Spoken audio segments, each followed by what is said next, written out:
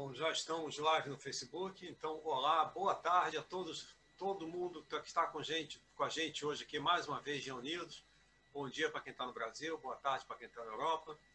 Hoje nós recebemos Simão Pedro de Lima para falar sobre os falsos profetas. Simão Pedro, mais uma vez, muitíssimo obrigado por você estar podendo participar aqui com a gente dessa reflexão. Eu não vou fazer muita introdução, porque acho que é desnecessário. Nós sabemos que você é muito ativo em fazer reflexões live no Facebook, então muita gente, acho que todo mundo que está te assistindo aqui agora, assistindo a gente, já te conhece. E eu vou direto passar a palavra para você, agradecendo mais uma vez. E vamos lá. Bola está contigo, Simão Pedro. Você, por favor, diga, instrua a gente, né, como é que você quer fazer essa reflexão hoje, se você quer fazer uma reflexão, que você prefere que a gente faça comentários durante, ou guarde para o final, e a bola está contigo. Mais uma vez, muito obrigado. Boa tarde aos que estão aí na Europa, bom dia aos que estão aqui no Brasil. Para mim é uma alegria, Alexandre, estar aqui com vocês, né? Me senti honrado com o convite para participar aqui do grupo de estudos de vocês, e vamos conversar, né? Eu disse a você aqui em off que o estilo, o modelo, vocês vão determinando, né? Mineiramente falando, aqui do meu estado de Minas Gerais, eu danço conforme a música, né? Então, o que vocês indicarem, eu vou seguindo. Mas vamos fazer a reflexão da proposta que foi nos trazida, da temática, e ao longo da reflexão a gente vai abrindo para as pessoas que quiserem fazer alguma interação, fiquem à vontade. Quiser fazer alguma observação, algum acréscimo, né, alguma pergunta, fiquem à vontade, né? Estamos literalmente em casa, né? Cada um está em casa, então fiquemos em casa, né? Como normalmente a gente fica em casa, à vontade, né? Então fique à vontade para a forma que acharem melhor, né? E a proposta, então, que vocês nos trouxeram para conversarmos sobre essa ideia, né, sobre a expressão falsos profetas, é um assunto que Kardec nos propõe, né, que Kardec nos traz no capítulo 21 do Evangelho segundo o Espiritismo. E é uma forma, né, uma maneira de expressão que Jesus utilizou-se. Aliás, não só Jesus utilizava, se nós olharmos lá atrás no Velho Testamento, nós temos no Deuteronômio observações para as falsas profecias, né? Temos em Paulo, né, também as vãs doutrinas. E Jesus tinha uma característica de apresentar também essa expressão. Muito fortemente ele trouxe essa expressão no chamado, que a exegese chama de sermão profético, no capítulo 24 do Evangelho de Mateus, que Jesus chama a atenção para esse ponto, para essa ideia dos falsos profetas, né? Especialmente se olharmos lá os versículos 23, 24, que Jesus chama a atenção para esse aspecto de vãs doutrinas, de informações, de ensinos que pudessem, por assim dizer, corromper a consciência da própria vida, da própria existência. Esse sermão profético que Jesus faz, ele não está falando do final dos tempos no sentido apocalíptico, né, no sentido físico. Ele está chamando a atenção das pessoas para uma reflexão do viver, da vida. E ali, lógico, ele trabalha com ciclos da nossa vida, da nossa história. Ele trabalha não com elementos factuais. Ele traz uma ideia de transtornos externos, ele fala ali de cataclismos, ele fala de comportamentos nesse sermão profético, mas deixando claro que esses pontos não eram os pontos fundamentais daquilo que ele trazia. Tanto que ele dizia que isso não era o fim, né? Quando ele falou dos cataclismos, ele diz, ainda não é o fim. Depois ele fala dos comportamentos e ele diz, é só o princípio das dores, ainda não é o fim. E ele vai trabalhar a ideia de fim justamente lá próximos, então, a essa ideia do versículo 23, 24, ele vai dizer, quando o evangelho do reino estiver espalhado sobre toda a terra, aí chegará o fim. mostrando-nos claramente que ali se trata de uma renovação, de um novo momento, e de um momento, por assim dizer, melhor em termos de evolução do que os momentos anteriores. Por isso ele diz, quando este evangelho do reino. Ele não faz uma ideia genérica de evangelho, ele deixa claro quando este evangelho do reino, se referindo ao que ele ensinava, se referindo ao que ele trouxe, como quer dizer que aquilo que ele estava trazendo era o ponto essencial, era o ensinamento. E quaisquer outros que divergissem ou tergiversassem sobre esses ensinos deveriam ser vistos com certa parcimônia, com certo cuidado, né? Essa é a ideia que ele quer mostrar. Por isso, esse pronome demonstrativo, este, né? Quando este evangelho do reino estiver espalhado sobre toda a terra, ou em outras traduções, quando este evangelho do reino estiver em todas as nações. Então ele diz, aí chegará o fim de uma era, o fim de um momento e, óbvio, o início de um outro. E Jesus também deixa claro, se olharmos lá o evangelho de Marcos, ele diz lá no capítulo 7, próximo a isso, ele diz, essa geração não passará sem que essas coisas aconteçam. E quando ele se referiu, então, à geração, ele se refere ao grupo que aqui estamos ao longo dos séculos. Nesse momento de transformação da nossa estrutura encarnados, ou seja, do orbe. Então, a geração a qual ele se refere não é a geração material, física, cronológica que o ouvia, porque aquela geração, se olharmos pelo prisma físico, ela já passou e as coisas não ocorreram. Mas então não era uma geração no sentido de uma vida material, era no sentido de uma etapa, uma geração que podemos chamá-la genericamente de provas e expiações. E com todas as características dessa geração, conforme nós vemos no capítulo 3 do livro Evangelho segundo o Espiritismo, quando Kardec ali ele elenca os mundos, quando ali Kardec faz uma apresentação genérica, ou melhor, resumida, da caracterização dos mundos. E o mundo de provas e expiações, que é esse momento no qual nós estamos, ele diz que predomina o mal. Então, se predomina o mal, a tendência de corromper os ensinos é maior. Se predomina o mal, a tendência de adulterar os ensinos do Cristo, aquele que ele disse, este evangelho, seria maior.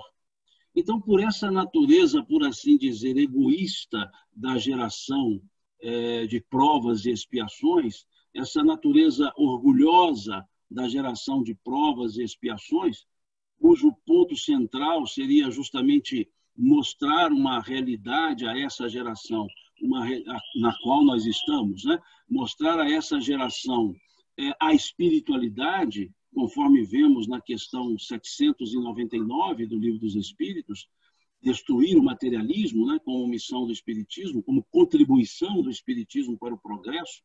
É isso que Jesus foi, então, tentar firmar, tentar colocar nos seus ensinos para que não desviássemos.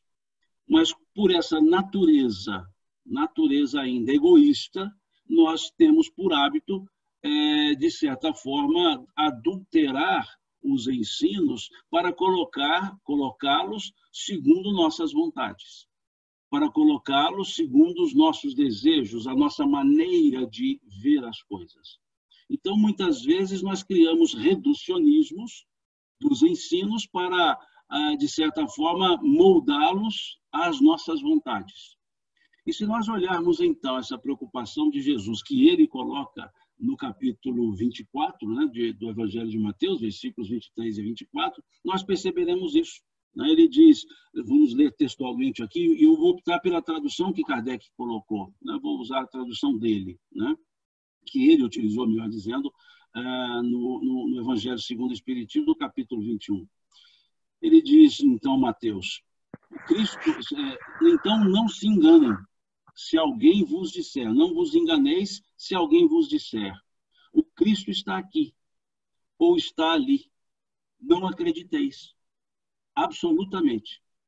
Porque quanto falsos cristos e falsos profetas se levantarão e farão grandes prodígios e coisas de espantar, a ponto de seduzirem, se fosse possível, os próprios eleitos. Essa frase do Cristo, esse ensino, que eu opto muito pela tradução de Almeida, ele deixa muito claro: se alguém vos disser, o Cristo está aqui, ou está ali, ou acolá, não vos enganeis, pois levantarão muitos cristos e falsos profetas, e que farão prodígios e coisas estranhas, que, se possível fosse, enganariam até os eleitos. Vejam essa expressão que Jesus utiliza no final. Enganaria, se possível fosse, até os eleitos. Quando ele diz até os eleitos, aqueles que de fato estavam ou estão conscientes dessa realidade. É uma preocupação grande que Jesus, preocupação no bom termo da palavra, que Jesus tinha em relação à sequência, ao seguir da sua mensagem. Ele primou por trazer esses ensinos de maneira clara, de maneira simples, como ele mesmo foi dizer: graças te dou, ó Pai, que escondeste tais ensinos dos doutos e revelaste-os aos simples e humildes, mostrando claro esse aspecto de que o seu ensino ele era falado de maneira mais simples possível para que fosse entendido, tanto pelo culto, por assim dizer, quanto pelo, aspas, inculto. E valia-se de situações vivenciais das pessoas para que elas entendessem melhor ainda. Daí ele usar os aspectos comparativos, analógicos das parábolas, para chamar o mais possível a atenção para aqueles ensinos. E nesse sermão profético, vejamos que ele coloca isso no aspecto do sermão profético, que não é um sermão escatológico, no sentido que a teologia dá, mas é um sermão que chama a atenção das pessoas para o que é esse novo reino, o que é esse novo momento, o que é o evangelho espalhado sobre toda a terra. E se nós percebermos, ao longo do tempo, ao longo da história, ao longo dos séculos pós-Jesus, nós veremos que houve, de fato, diversos momentos em que, não pessoalizando, mas em que falsos profetas foram surgindo. Em que sentido falsos profetas? No sentido que Kardec dá no capítulo 21. Porque muitas vezes se entende a palavra profeta, se associa a palavra profeta aos adivinhos, né? E a ideia do texto, né, do Novo Testamento não é no sentido de adivinhos. Esse sentido muitas vezes se dava ao Velho Testamento, mas era no sentido de quaisquer pessoas que pudessem revelar, por assim dizer, as coisas, aspas, né, ocultas da vida espiritual. Eram pessoas que traziam ensinos, e tivemos vários, né, vários, daqueles que trouxeram ensinos, que trouxeram coisas que se coadunavam com a mensagem de Jesus.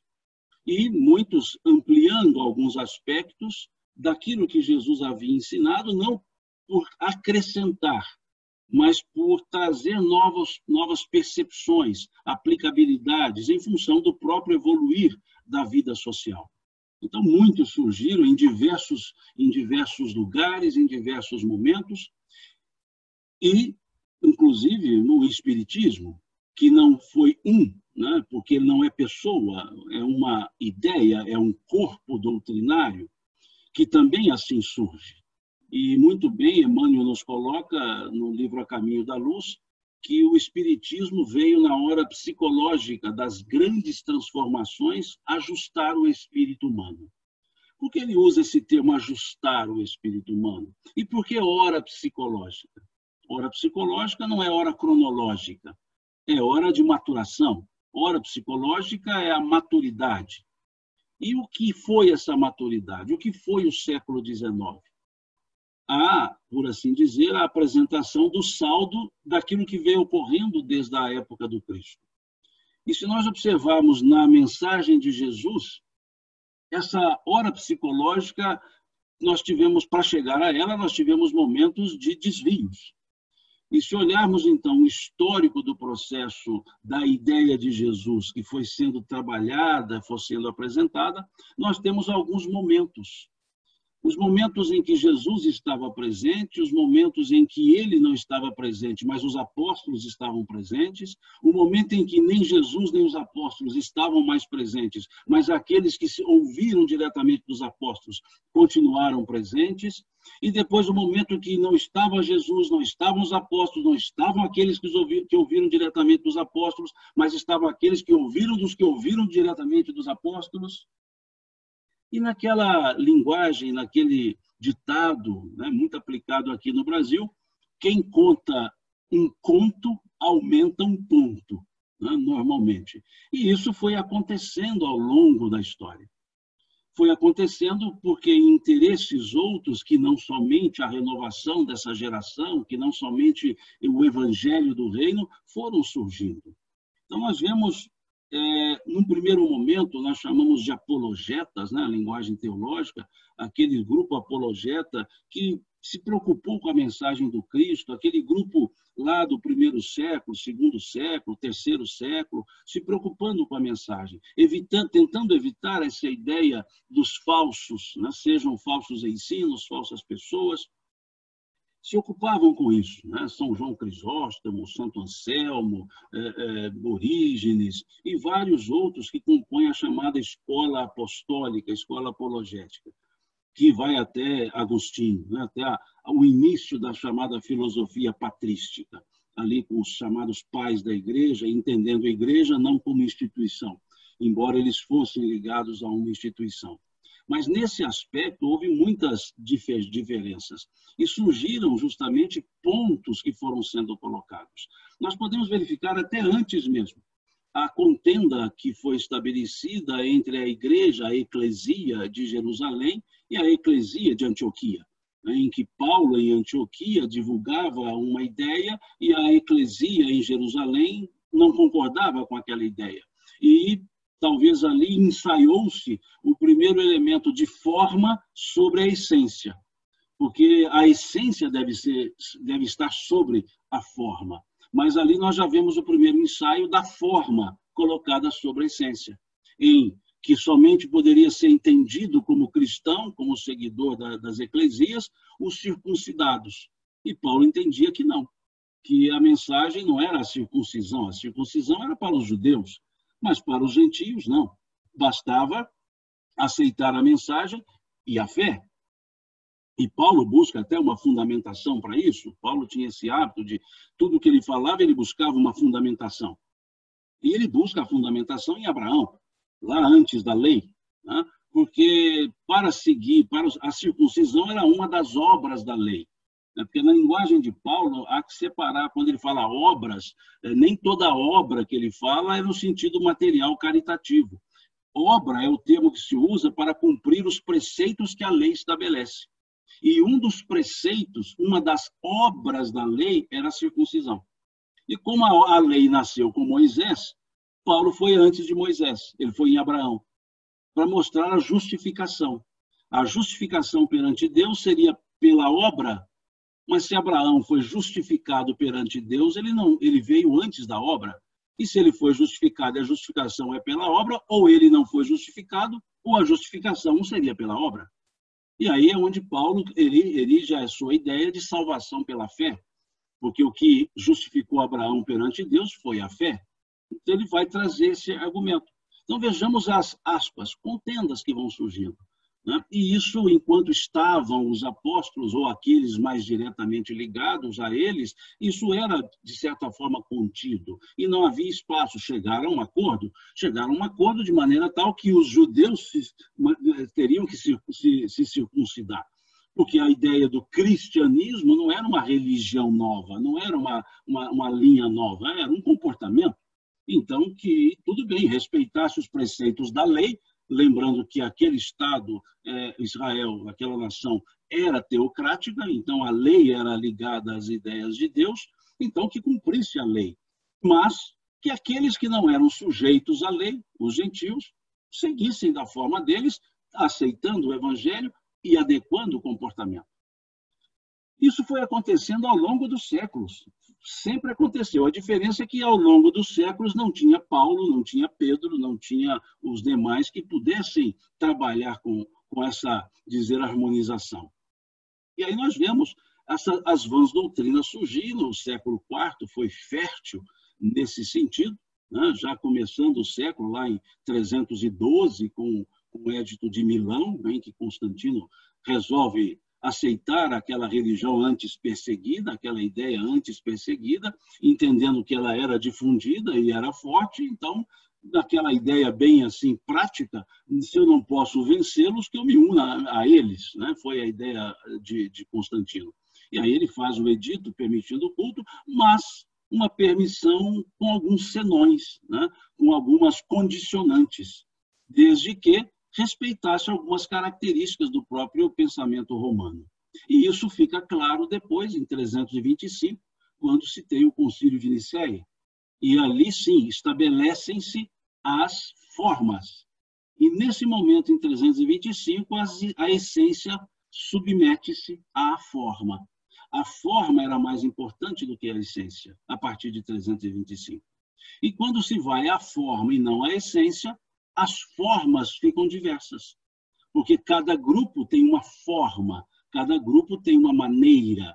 E aí começam, então, as diversas ramificações, as diversas escolas, os combates, né, como vemos lá o catarismo, né, o combate aos cátaros, essas perseguições, o surgimento das heresias, e isso tudo são os fermentos dos falsos profetas. Não são pessoas, no sentido, foi fulano, ele foi falso profeta, o outro foi falso profeta. Não, são as ideias e comportamentos que se misturaram ao pensamento da essência de Cristo. Vejamos que a ideia da trindade, a ideia da hierarquia, tudo surge lá no Concílio de Nicéia, em 325. E há até uma obra interessante, se tiverem a oportunidade de lê-la, chama-se A Esquina de Pedra, do Wallace Rodrigues, em que ele relata de maneira, por assim dizer, intuitiva, e com, óbvio, pesquisas históricas, mas mais maneira intuitiva, esse momento do Concílio de Nicéia. E é interessante percebermos, na última página, por assim dizer, do livro, as pessoas no caminho para Nicéia, para irem ao concílio, e o personagem chamado Flávio, ele estava na sua casa, que ficava no caminho de Nicéia, para Nicéia, e ali as pessoas passando, ele sentado, e as pessoas perguntaram a ele: mas você não vai a Nicéia? Coisas grandes acontecerão. Ele diz: eu sei, vocês verão em Nicéia a morte do cristianismo e o nascimento de uma nova doutrina. Veja, verão a morte do cristianismo e o nascimento de uma nova doutrina. E depois ele diz: mas um dia o cristianismo se reerguerá das cinzas. Então, mostrando esse sentido de colocações pessoais naquilo que deveria ser a essência. E aí acabou-se que essa ideia foi seguindo, né, do século IV até o século XI, e ali no século XI, só picando aqui, porque não estou aqui para fazer cronologia, mas no século XI, uma primeira divisão que se teve de cunho mais contundente. Já não era mais a perseguição a um grupo, a outro grupo. Houve o que nós chamamos de cisma, o cisma do Oriente, em que a eclesia única se divide. Se divide por uma consequência natural de uma divisão política acontecida no Império Romano 500, 400 anos antes. Já que o Império Romano do Ocidente se desfaz no ano 476, mas o Império Romano do Oriente foi até 1453. E havia, então, ali no Oriente, aquela força, por assim dizer, única, e o Ocidente, composto já por diversos reinos, a partir do desfacelamento romano, diversos reinos, mas com um ponto em comum: a religião. O desfazimento do Império Romano não desfez a religião, que passou a ser religião oficializada lá no século IV, né, no imperador Teodósio, né, 368, quando ele oficializa a religião cristã. Não é mais aceita, ela é oficial, e as demais é que passam a ser banidas. E como era uma questão também política, o Oriente coeso, o Ocidente em diversos reinos, mas o Oriente e o Ocidente se conversando pela religião, houve um primeiro cisma. E esse primeiro cisma faz nascer a chamada Igreja Católica Apostólica Romana e a Igreja Ortodoxa, né, do Oriente. É o primeiro cisma. Quando se diz Igreja Católica, ela nasce no ano 1000, né, no século XI, na verdade. Ali é que nasce. Antes era igreja, pura e simples. E aí, com esse cisma do Oriente, apostólica romana e ortodoxa. E qual foi o motivo do cisma? 2 itens, basicamente: iconoclastia e cesaropapismo. O que é isso?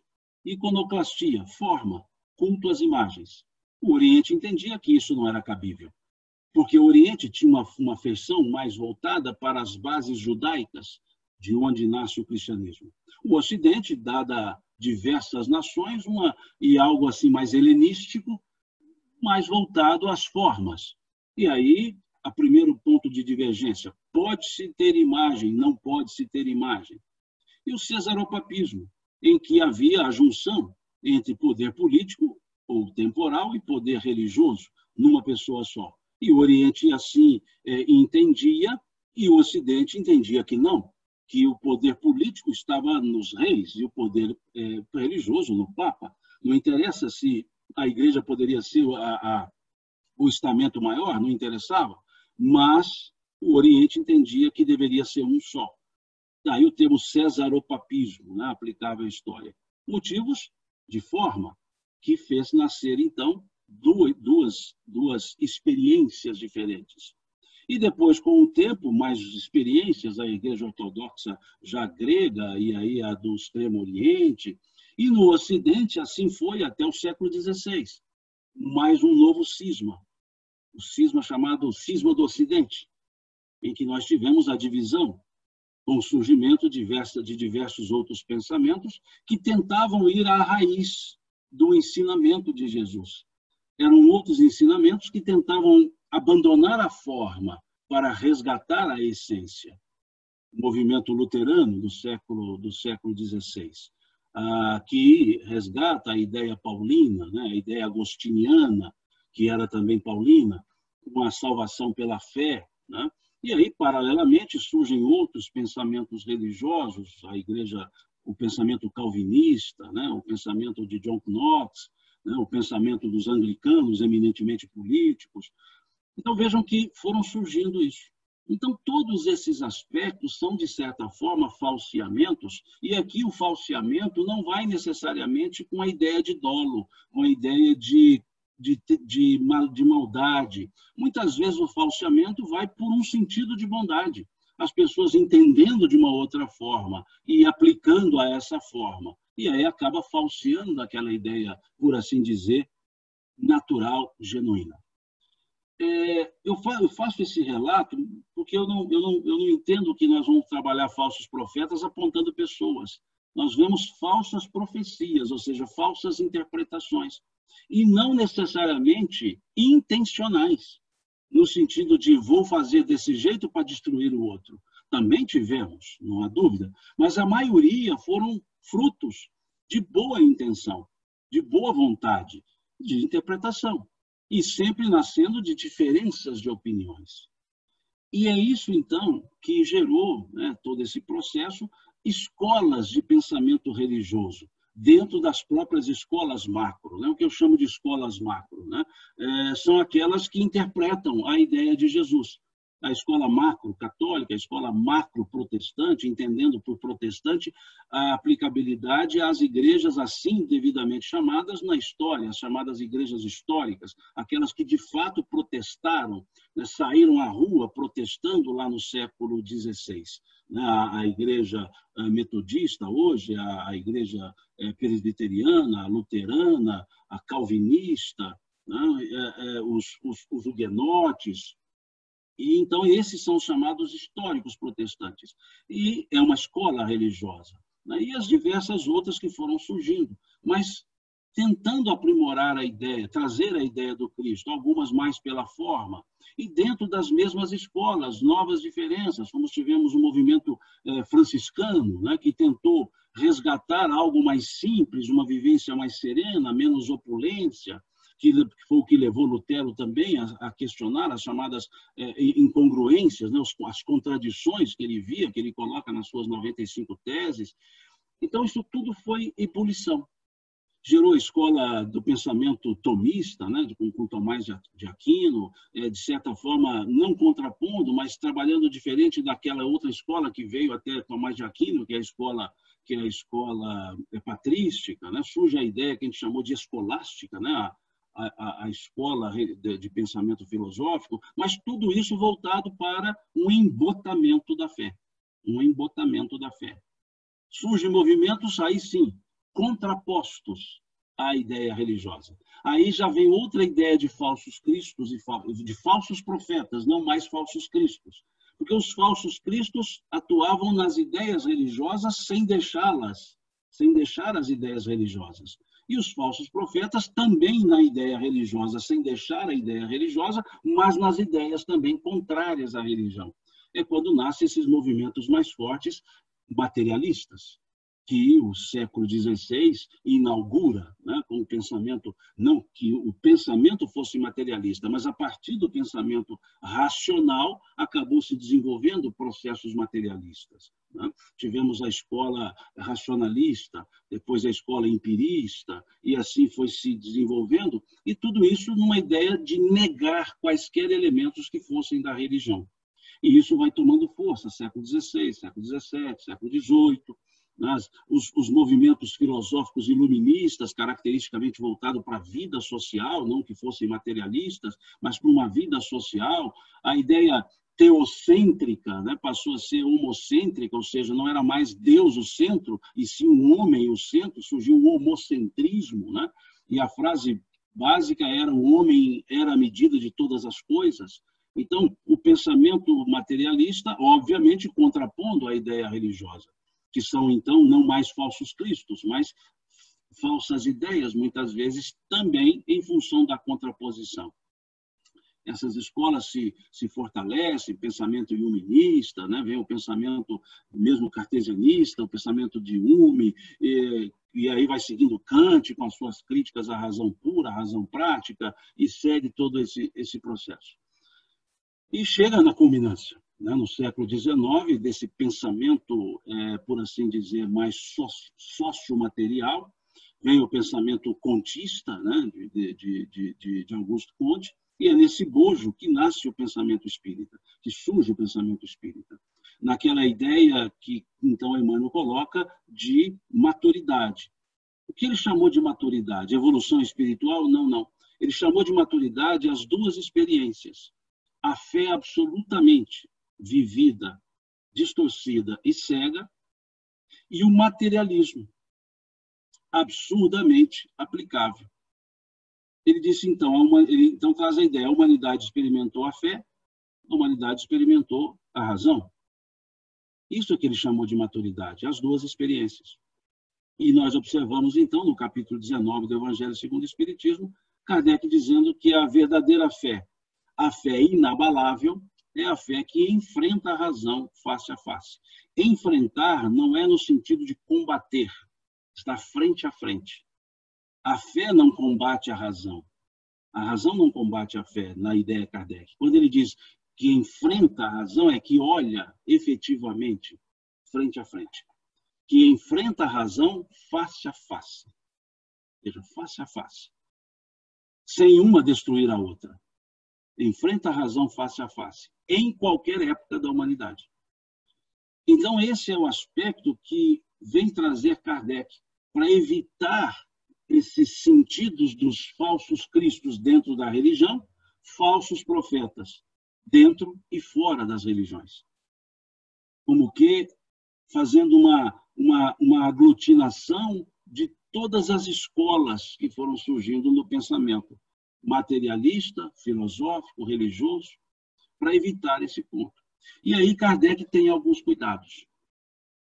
Essa ideia dos falsos ele vai trabalhar. Por isso ele elenca o capítulo 21 do Evangelho segundo o Espiritismo, dizendo que esses falsos existirão sempre, em quaisquer segmentos, até mesmo nos materialistas.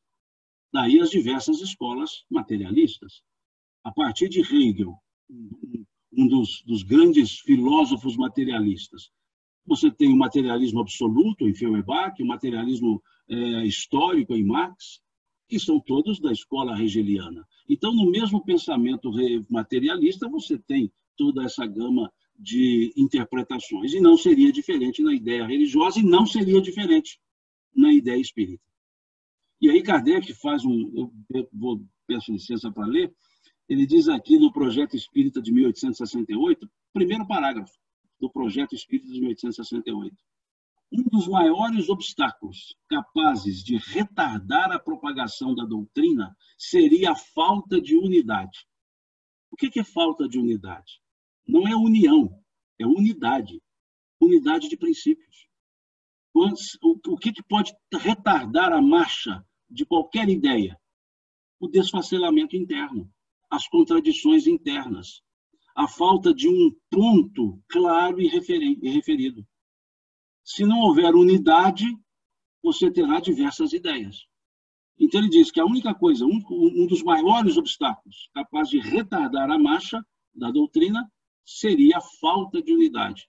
E ele diz, o único meio de evitá-la, essa falta de unidade, senão quanto ao presente, pelo menos quanto ao futuro, é formulá-la, a doutrina, formulá-la em todas as suas partes, até nos mais mínimos detalhes, com tanta precisão e clareza, que impossível se torne qualquer interpretação divergente. Daí a grande preocupação de um estudo consciente, para que a unidade seja respeitada. Para que a unidade seja respeitada. Para evitar os falseamentos. Para evitar as ideias que pudessem conturbar quaisquer pensamentos. E aí ele vem trazer, no capítulo, então, 21 do Evangelho segundo o Espiritismo, essa ideia dos falsos profetas. E aqui, não vou ler o capítulo, por óbvio, mas aqui alguns pontos do capítulo, o item 9, por exemplo, que ele vai falar dos caracteres do verdadeiro profeta. E ele traz aqui, a vez de concluir que o verdadeiro missionário de Deus tem de justificar pela sua superioridade, pelas suas virtudes, pela grandeza, pelo resultado e pela influência moralizadora de suas obras, a missão de que diz portador. Tirai também outra consequência. Se pelo seu caráter, pelas suas virtudes, pela sua inteligência, ele se mostra abaixo do papel em que se apresente ou da personagem sob cujo nome se coloca, mas não é do que um estrão de baixo estofo, né? Ou seja, não tem como você propagar algo se você não está diretamente vivendo aquele algo. Ele chama a atenção. Os verdadeiros missionários de Deus ignoram-se a si mesmos. Vejam como ele diz aqui. Os verdadeiros missionários de Deus ignoram-se a si mesmos, em sua maior parte. Em sua maior parte. Quer dizer que mesmo entre os missionários tem lá um quesinho de se mostrarem. Mas em maior parte, é importante nós observarmos os textos, as frases, nós não podemos lê-la num conjunto só, nós temos que perceber a colocação de algumas palavras. Né? Então, Kardec diz aqui, ignoram-se a si mesmos em sua maior parte. Quer dizer que tem ali uns meio, ainda que gostam de olhar o espelho. Né? Desempenham a missão a que foram chamados pela força do gênio que possui, secundando pelo poder oculto que os inspira e dirige a seu malgrado muitas vezes, mas sem desígnio premeditado. Numa palavra, os verdadeiros profetas se revelam pelos seus atos. São adivinhados, ao passo que os falsos profetas se dão eles próprios como enviados de Deus. Ou seja, o verdadeiro profeta, ele não sabe o que é, os outros é que começam a achar que eles são. Agora, o falso profeta, ele tem certeza que é profeta. E tenta convencer os outros disso. O verdadeiro profeta, os outros tentam convencê-lo que ele é o profeta. O falso profeta, ele quer convencer os outros, para que vejam como profeta. Então, segue Kardec. O primeiro, né, o verdadeiro profeta, é humilde e modesto. O segundo, orgulhoso e cheio de si. Fala com altivez e, como todos os mendazes, parece sempre temeroso de que não lhe deem crédito. Então, estão sempre tentando afirmação, afirmação, afirmação. E se nós olharmos esse histórico que nós observamos, muito resumidamente, por óbvio, veremos essas características. Em todos esses momentos históricos das divisões, das deturpações, era a questão da autoafirmação. A autoafirmação daqueles que estavam à frente. A autoafirmação da igreja, a autoafirmação da comunidade, não necessariamente de uma ou outra pessoa. Tá? É a característica. E Kardec nos chama a atenção para um outro aspecto dos falsos profetas. E nos chama a atenção, principalmente, nos chama os espíritas, quando ele coloca lá no item 10 os falsos profetas da erraticidade do mundo espiritual. Esses são os pontos mais delicados. Né?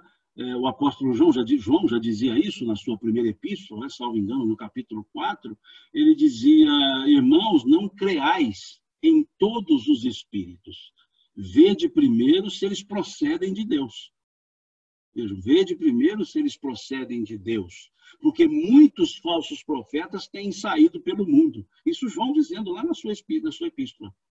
Não creais em todos os espíritos. Mostrando que a credulidade não é ingenuidade. O ser crédulo não é ser ingênuo.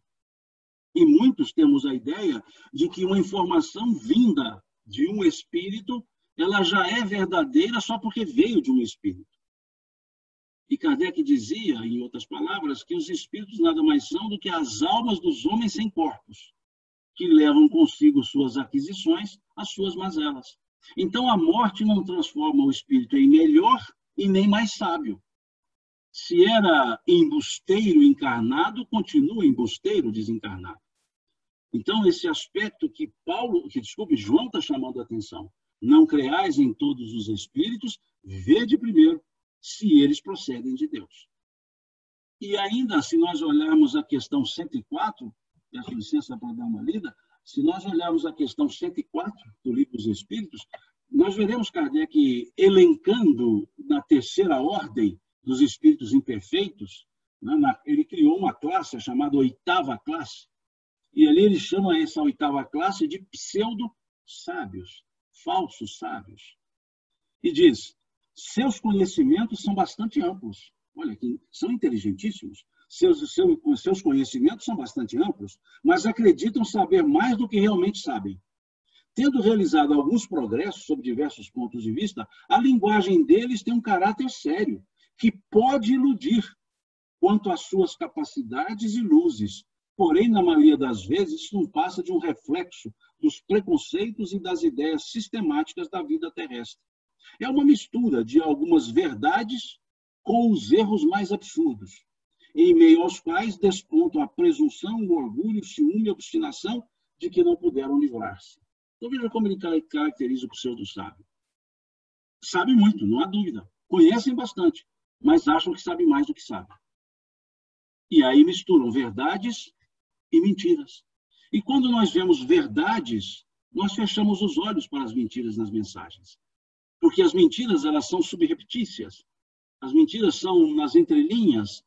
E aí nós ficamos com aquela mensagem, uma mensagem bem escrita, polida, bem falada, mas que tem pontos que denotam presunção, denotam vaidade, denotam orgulho. É isso que Kardec está dizendo, né, descrevendo esses pseudo-sábios. E aqui Kardec diz: os falsos profetas não se encontram unicamente entre os encarnados. Há-os também, e em número muito maior, olha o que ele diz, há-os também, e em muito maior número, entre os espíritos orgulhosos, que, aparentando amor e caridade, semeiam a desunião, retardam a obra de emancipação da humanidade, lançando-lhes de través, de lado, seus sistemas absurdos, depois de terem feito que seus médios o aceitem. Olha como Kardec mostra isso. Geram a desunião. Aqui eu vou a uma fala do apóstolo Paulo sobre esse aspecto da desunião. Ele falou aos romanos, capítulo 16, versículo 17 e 18. Recomendo, irmãos, vou até ler aqui para eu não mudar as frases de Paulo.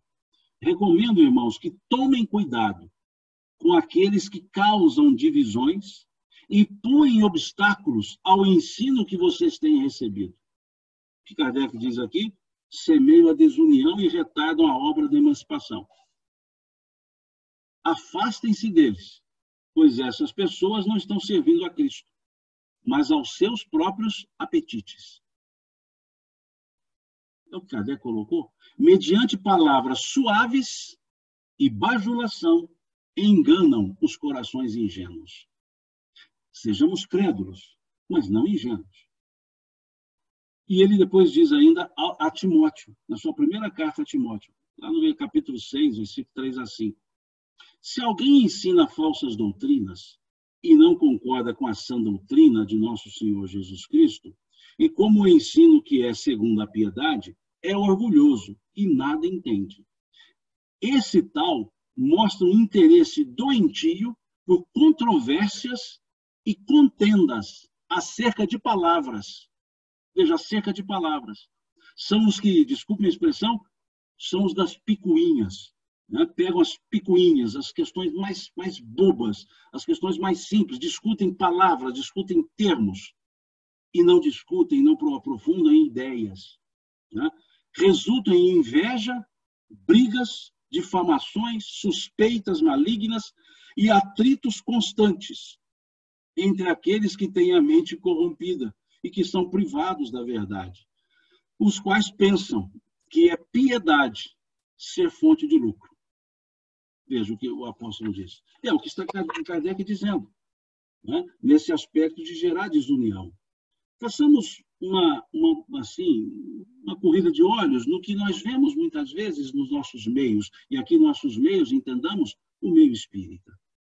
Observemos quantas contendas nós temos, quanto espiritismo à moda nós temos. A moda da casa, a moda de outra, a moda de outro. Quantas formas estão sobrepondo à essência. Por não entender essa preocupação de Kardec, unidade de princípios. Unidade de princípios.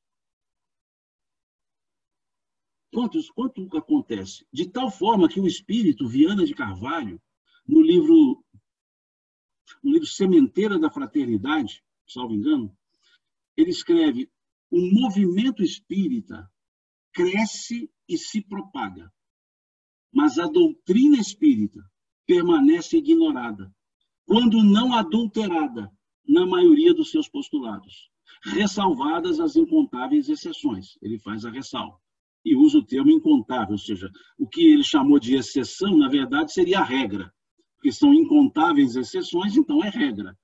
E o que ele chamou de regra seria a exceção, mas ele se preocupou tanto com essa exceção que ele quis dar um tom de regra a essa exceção, ou seja, as deturpações. Então vejamos essas preocupações. E aí diz Kardec, são eles que espalham o fermento dos antagonismos entre grupos que os impelem a isolarem-se uns dos outros e a olharem-se com desconfiança e com prevenção. E aí vamos os falsos profetas da erraticidade, que uma hora encarnam e continuam falsos profetas encarnados, que uma hora desencarnam e continuam falsos profetas desencarnados. Vejam como é esse aspecto. E aí diz assim Kardec, passai-lhes os sistemas pelo crivo da razão e do bom senso e vede o que restará. Ou seja, o que eles informarem, põe no crivo do bom senso e da razão e vê se sobra alguma coisa. Se sobrar, utiliza. É isso que Kardec está dizendo aqui. Convinde, pois, comigo, dizendo que vocês vão concordar comigo, né, Kardec dizendo assim, em que todas as vezes que um espírito indica como remédio aos males da humanidade, ou como meio de conseguir-se a sua transformação, coisas utópicas e impraticáveis, medidas pueris e ridículas, quando formula um sistema que as mais rudimentares noções da ciência contradizem, não pode ser senão um espírito ignorante e mentiroso. Quantas vezes nós vemos as soluções para tudo dos espíritos dando? Os pseudo-sábios. Eu não vou ler o capítulo inteiro, né? Ele diz, repelis sem condescendência. Olha a forma que Kardec utiliza. Repelis sem condescendência. Todos esses espíritos que se apresentam como conselheiros exclusivos. Conselheiros exclusivos. Como já ouviram várias vezes dizer, não, aqui só o espírito fulano é que fala. Não, ele é o único que pode dar orientação. E só por aquele método, tem esse aspecto também. Pregando a separação e o insulamento. São quase sempre espíritos vaidosos, medíocres, que procuram impor-se a homens fracos e crédulos, prodigalizando-lhes exagerados louvores a fim de os fascinar e tê-los dominados. E segue. Em geral, diz ele, desconfiai das comunicações que trazem um caráter de misticismo e de singularidade, ou que prescrevem cerimônias e atos extravagantes. Em outras palavras, fiquemos atentos àqueles que prescrevem fórmulas e deixam de lado as essências. A forma, o jeito, não pode sobrepor ao conteúdo. Em tese, a embalagem não pode ser melhor do que o produto, do que o conteúdo. Então, muitas vezes nós olhamos mais a embalagem, olhamos mais a exterioridade e não percebemos o conteúdo. Esse contato com Jesus, por exemplo, no caso Bartimeu, o Lucas foi muito detalhista. Ele diz, né, na passagem do encontro de Bartimeu com Jesus, quando Bartimeu vai de fato ao encontro de Jesus, o evangelista diz assim, e Bartimeu, levantando-se, jogou longe a capa e foi ao encontro de Jesus. Jogou longe a capa, a exterioridade. Não interessa isso. Não é a forma que vai chamar a atenção. Tem que ser a essência. Esse é o ponto-chave que nós devemos observar, a essência. E muitas vezes isso vai passando. E Kardec chamou a atenção, faço essa última observação, com relação à preocupação com a unidade para evitar as falsas ideias.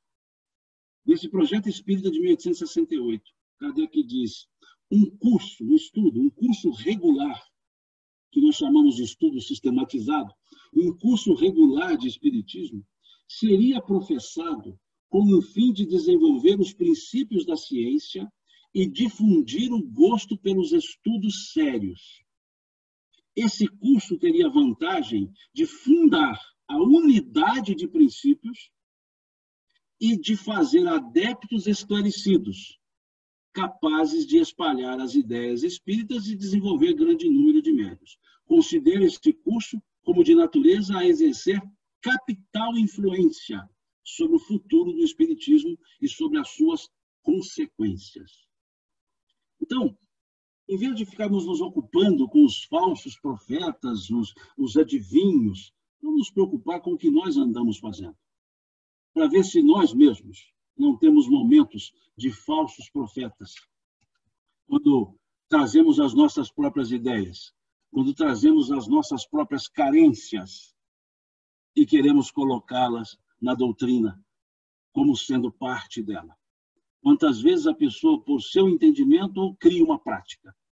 Por uma carência, cria uma prática, que é mais uma ideia de pessoalidade, mais uma ideia de exclusivismo.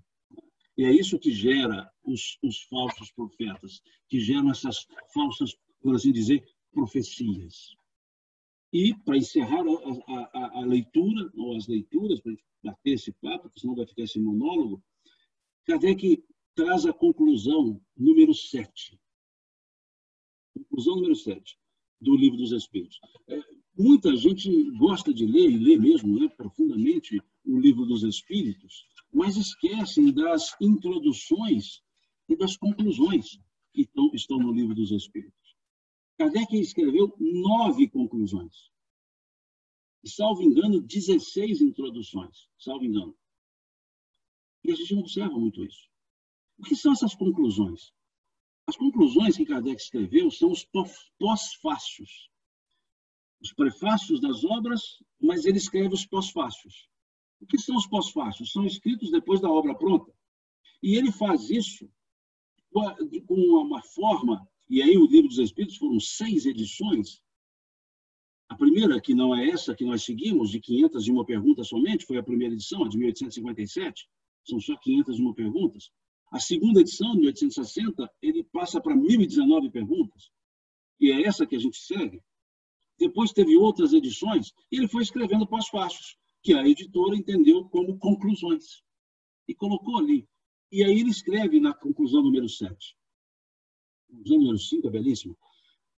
A conclusão número 7. O Espiritismo se apresenta sob 3 aspectos diferentes: o das manifestações, os dos princípios de filosofia e de moral.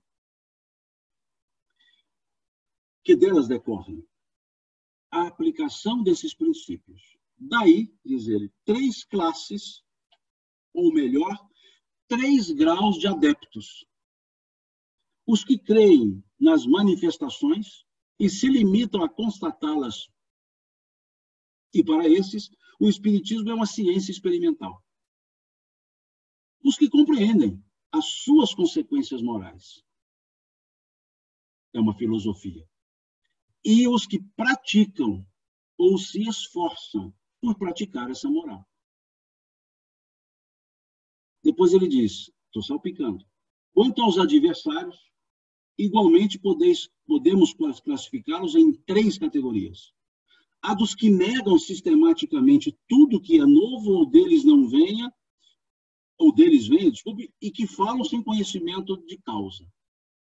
O segundo tipo, a dos que, sabendo muito bem o que pensar da realidade dos fatos, os combatem, todavia por motivos de interesse pessoal. E a terceira, ele diz, a dos que acham a moral espírita uma censura severa demais aos seus atos e às suas tendências. Tomado a sério, o Espiritismo os embaraçaria. Não o rejeitam, nem o aprovam, preferem fechar os olhos. Os primeiros, aqueles, por assim dizer, os que negam, são movidos pelo orgulho e pela presunção. Os segundos, pela ambição. Os terceiros, esses, pelo egoísmo. E aí o problema é que nós temos esses combatentes dentro da estrutura espírita, valendo-se do próprio espiritismo. Seria exigir demais, olha o que Kardec escreve, exigir da natureza humana acreditar que ela pudesse transformar-se subitamente por efeito das ideias espíritas. Não é assim da noite para o dia.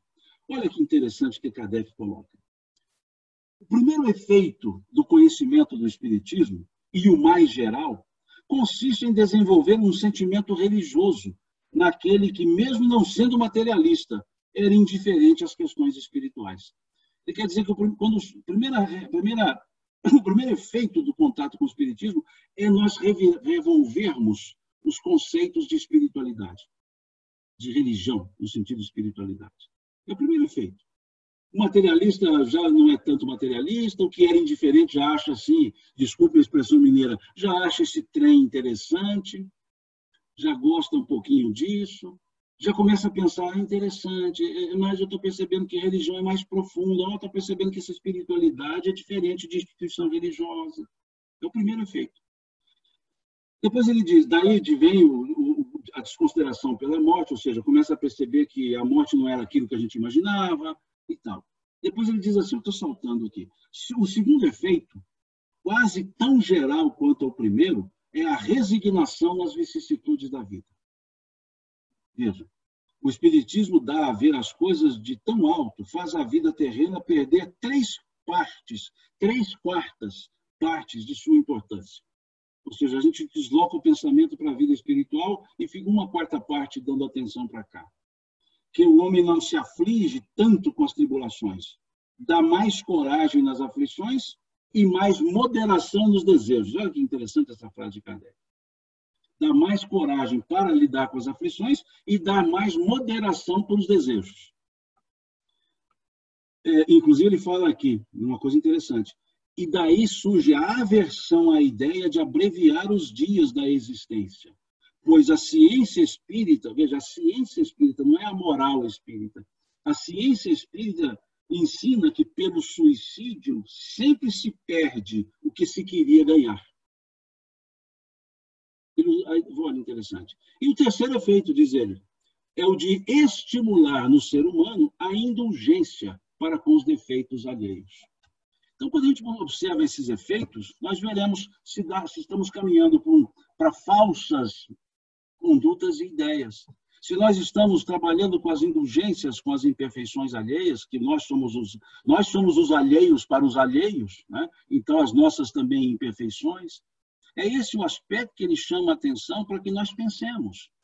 E não olhar a ideia de falso profeta lá. Falso profeta que pega lá um cajado e fica falando para o povo. Falso profeta aquele que vai para as praças e tenta fazer os prodígios. Ou aqueles que tentam fazer ações, por assim dizer, espantosas.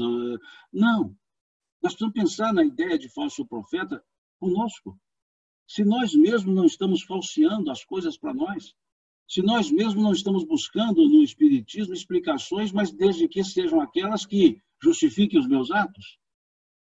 Se eu não estou querendo colocar no Espiritismo as minhas questões, se eu não estou querendo fazer que o Espiritismo resolva unicamente a minha vida em detrimento das outras, isso tudo é falseamento. Falseamento para nós mesmos, há uma autoenganação, né? Como escreveu, salvo engano, o apóstolo Tiago, ele dizia, como é que ele escreveu? Ele falava, sejais praticantes da palavra e não somente ouvintes, enganando-vos a vós mesmos.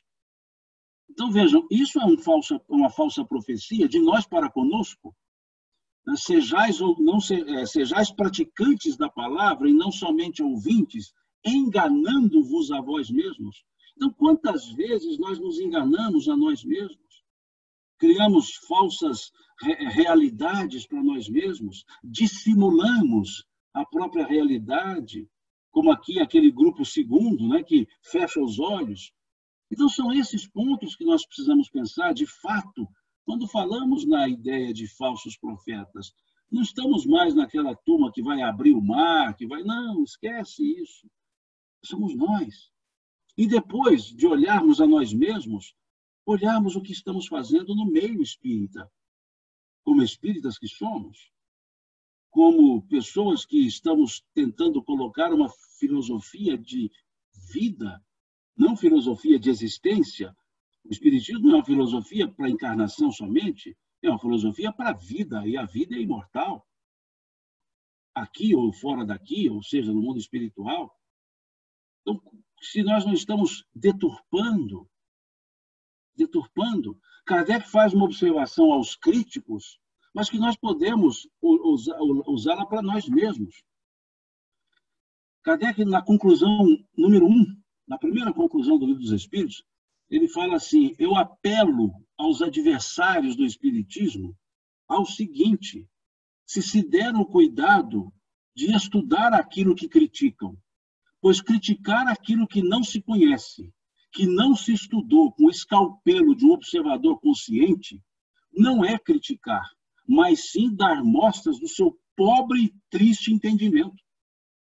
Então, nós podemos tirar o adversário e falar para nós mesmos. Se nós estamos, de fato, conhecendo aquilo que nós estamos dizendo seguir, se nós, de fato, estamos seguindo doutrina ou se estamos seguindo pessoas. Kardec ponderou isso aos espíritos. Quando os espíritos disseram a missão a ele, e é compreensível ele questionar isso, porque disseram que ele teria abreviado os seus dias pelo trabalho, ele seria perseguido, anatemanizado, criticado, que ele poderia comprometer a própria saúde. É natural, então, que ele perguntasse aos espíritos: e se eu não aceitar essa missão? É mais do que natural ele perguntar isso. Né? Mas com esse peso todo aí, se eu não aceitar isso? E se eu não aceitar a missão? O Espírito de Verdade disse a ele: outros te substituirão, pois os desígnios de Deus não podem pairar sobre uma só cabeça. Veja a resposta que deram a Kardec. Os desígnios de Deus não podem pairar sobre uma só cabeça. Então, nós precisamos nos perguntar se é isso que nós estamos fazendo, se estamos a doutrina ou não, se estamos nos projetando mais do que projetando a ideia, porque João, o evangelista, teve esse cuidado. Quando ele encontra com Jesus, atende, por assim dizer, Jesus no Jordão, Jesus começa o seu trabalho e João continuou com o dele, e João foi preso. E aí João pensou, aliás, antes de ser preso até, ele pensou no seu trabalho e chamou 2 discípulos dele, André e João, e Tiago, aliás, irmão de João, André, de irmão de Pedro, e Tiago, irmão de João. Ele chamou os 2 que eram discípulos de João o Batista, pedindo a eles que fossem até Jesus. E os 2 foram a Jesus e disseram: Senhor, João nos enviou para saber se tu és aquele que havia de vir. E Jesus respondeu a eles: voltem e contem a João as coisas que vocês veem e eu faço. Os cegos veem, os surdos ouvem, os coxos andam. Ok. Eles voltaram, Jesus dizendo: olha, conta o que eu estou fazendo que ele vai saber se eu sou ou não. Eles voltaram. E aí João disse a eles: é necessário que ele cresça e eu me diminua. É necessário que ele cresça e eu me diminua. Porque agora já chegou quem tinha que chegar. Eu posso sair. E nós? Falamos isso em relação à causa espírita? É necessário que ela cresça e a casa se diminua? Ou em relação à casa, é necessário que ela cresça e eu me diminua? Então, esse aspecto todo, ele faz parte dessa ideia dos falsos profetas. E, encerrando efetivamente, Kardec escreve em Obras Póstumas: o Espiritismo não é solidário com aqueles a quem apraza dizerem-se espíritas. O Espiritismo só reconhece como seus adeptos aqueles que praticam seus ensinos. Deixou bem claro Kardec o que se deve fazer para poder envergar o título de espíritas. O Espiritismo não é solidário com aqueles a quem apraza dizerem-se espíritas. Ele só reconhece como seus adeptos aqueles que praticam os seus ensinos. Então, qual é a senha? Praticar os ensinos. É essa a ideia. Então, desculpe se não fui assim, da forma que vocês esperavam falar de falso profeta, mas desculpe, a ideia foi mais genérica do que tópica, do que específica. E se tiver tempo ainda, que eu dominei o tempo todo, se tiver tempo, eu estou aqui à disposição de vocês para a gente trocar ideias. Nós só temos até o jantar, né, de amanhã. Então tá bom. Então, realmente não foi como a gente esperava, foi muito melhor. Muito melhor. Muito melhor. Eu confesso aqui que eu dei uma mancada e eu publiquei o live no meu Facebook, não no Facebook do Sino Espírita. Então eu já me desculpo, eu não vi que eu estava logado na minha conta, e eu me desculpo por isso, mas eu vou depois compartilhar na página do Sino Espírita. Se serve de solidariedade, Alexandre, se serve de solidariedade. Eu fiz uma palestra inteira no Facebook, a pedido de uma casa, no meu Facebook. Eu achei que eu estava na entrada, na outra eu estava logada no meu. Fiz a palestra inteira no meu também. Aí isso já aconteceu. Então, você vê que é muito normal. Pois é, mas deixa eu te contar uma coisa aqui. Foram 41 compartilhamentos na minha página. Eu consegui fazer o Watch Party pelo Sino Espírita também. Esse é só para te dar uma ideia do alcance e do quanto é bom para a gente, né, poder estar aqui nesse momento fazendo essa reflexão. Eu gostaria de ler alguns comentários que foram feitos no Facebook, porque as pessoas podem estar ainda assistindo. Né? Então, o Leonardo Paulo Rodrigues, nosso queridíssimo irmão Léo, ele fez 2 comentários, 3 na verdade. É muito bom o estudo e caminhada pela cronologia histórica, que é a nossa cronologia e faz parte do que somos. Porque, na verdade, nós construímos essa história, né, em diversas reencarnações. Né? Então, eu me compatibilizo com essa questão. Né? A beleza da doutrina dos espíritos é nos apresentar provas inquestionáveis da continuação da vida e ressaltar que todos podemos recomeçar a todo momento, sempre para que possamos seguir o Cristo. O segundo comentário dele: a grande questão dos adeptos é religiosa. Allan Kardec afirma: a doutrina dos espíritos é religião e nós nos ufanamos disso. Aí está a beleza doutrinária, que nos faz a reflexão aberta e sincera, que nos faz olhar a nós mesmos e nossos rastros. A religião está na moral das reflexões cristãs. Depois ele faz um outro comentário, maravilha. Eu tomei a liberdade, eu gostaria até de fazer alguns comentários meus antes de dar a palavra, porque eu estou aqui com o microfone agora aberto. E, na verdade, tem dois aspectos para mim, né, dessa reflexão que você conduziu hoje. Primeiro, muita gratidão. E segundo, muita vergonha, porque tem muita coisa que você expôs, que está escrito e que é resultado de estudo, e eu, nos meus momentos de inércia, em que eu poderia estar estudando e fazendo alguma coisa útil, eu, na verdade, não estou. Às vezes eu estou sentado em frente à sala, né, assistindo Netflix, né, estou passando um tempo assim, né? Se isso aí couber a mais alguém, vamos tomar vergonha na cara, né, e estudar um pouco mais. Teve um comentário que você fez no começo e eu fiz o seguinte comentário que eu gostaria de colocar, né? Nós podemos considerar missionários no campo da ciência não religiosa como profetas também? Teve uma falha aqui no áudio. Como é que é a pergunta? Nós podemos considerar missionários no campo da ciência não religiosa como profetas também? Ah, sim, sim. Não, Kardec não desprezou a ciência hora nenhuma, pelo contrário. Ele dizia lá no Evangelho segundo o Espiritismo, capítulo 1, ele fala da aliança da ciência e a religião, ele diz que a ciência sem a religião ficaria impossibilitada de explicar uma série de fenômenos usando somente as leis da matéria. E a religião sem a ciência ficaria desprovida de provas. Então, nós temos diversos exemplos da conquista da ciência em prol da humanidade. São os profetas, por assim dizer, do conhecimento aplicável à matéria, ou advindo da matéria, para uma melhor vida social. E aqueles que se sacrificaram, sem saber desse sentido, mas para esse fim, né, como temos o casal Curie, né, Marie Curie, né, que estima-se que por mais em torno de 3.000 anos o corpo dela não poderá sair da redoma que foi colocado, que está no Panteão em Paris. Ele está sob chumbo, tamanha a radiação que ela ainda leva. Ganhou o Prêmio Nobel de Química, foi a descobridora do rádio. Ciência. Né? Então, descobrindo condições, através da rádio, nós temos a radioterapia, né? O Deus age pelas suas criaturas. O avanço da ciência é em direção a Deus, porque está nas leis naturais. E as leis naturais, é importante observarmos isso, o Kardec foi muito, muito criterioso e, ao mesmo tempo, muito inspirado. Se olharmos a questão 614, que é a questão que abre o livro terceiro do Livro dos Espíritos, as leis morais, Kardec faz uma pergunta muito interessante.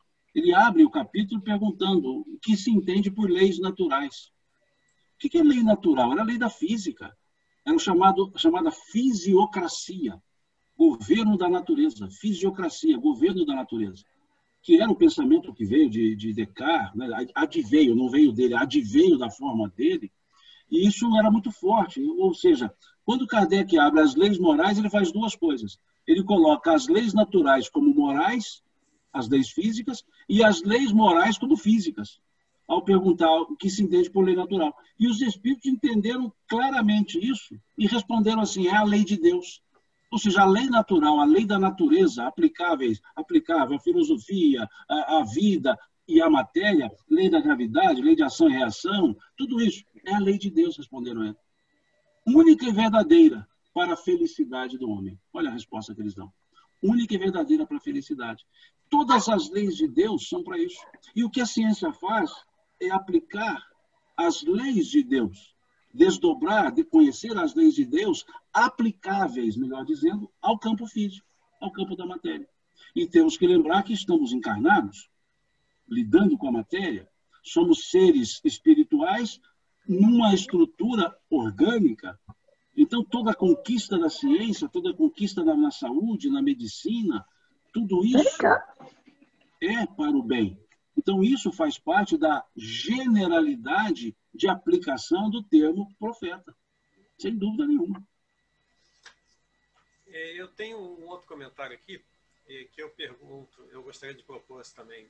No contexto do movimento espírita, no momento de transformação da humanidade que nós atravessamos agora, eu vejo que o momento que nós... Porque algumas pessoas colocam que o planeta está se modificando, né? E eu acho que a humanidade está se modificando e o planeta está acompanhando, vamos colocar dessa forma.